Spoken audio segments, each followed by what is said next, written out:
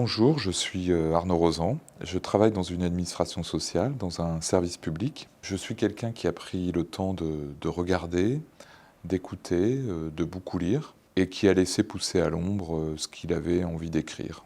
L'histoire de l'unique goutte de sang est celle de Sidney, un adolescent noir dans le Tennessee des années 20 qui se retrouve pris au piège du mensonge de deux jeunes filles blanches, et c'est ce mensonge qui va conduire au massacre de sa famille. Alors il va en réchapper parce que un policier blanc va intervenir, et finalement la suite de l'histoire, c'est une odyssée tragique à partir de ce drame originel et aussi de l'énigme de l'intervention de ce policier blanc, et qui va conduire Sidney à travers un périple en passant par Chicago, par New York jusqu'en Arkansas.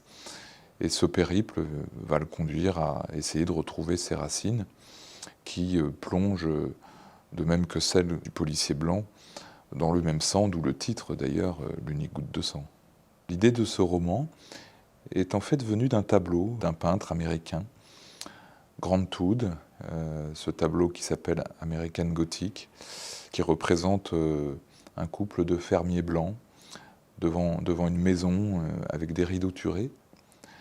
Et c'est à partir de ce mystère que finalement j'ai imaginé cette histoire, en essayant de me représenter quelle était l'énigme qui pouvait se dissimuler derrière ces deux rideaux tirés, derrière le visage assez froid de ces deux personnages.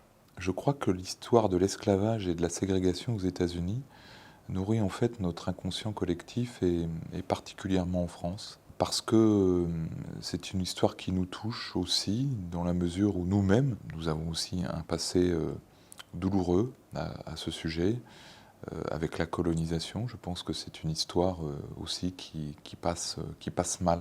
Et en fait, nous sommes beaucoup plus proches de la réalité américaine que nous ne voulons l'admettre. C'est une réalité qui nous fascine, même si nous la jugeons en fait très différente de la nôtre. C'est un livre qui raconte la cruauté d'une époque, un certain consentement très troublant à la sauvagerie, mais je pense qu'il ne faudrait pas retenir que cela du roman. C'est aussi un livre qui parle de la libération des Noirs par l'art, par la poésie. C'est l'histoire d'une renaissance, et notamment à travers le quartier de Harlem, et ce mouvement de Harlem Renaissance, et finalement c'est le récit d'un espoir.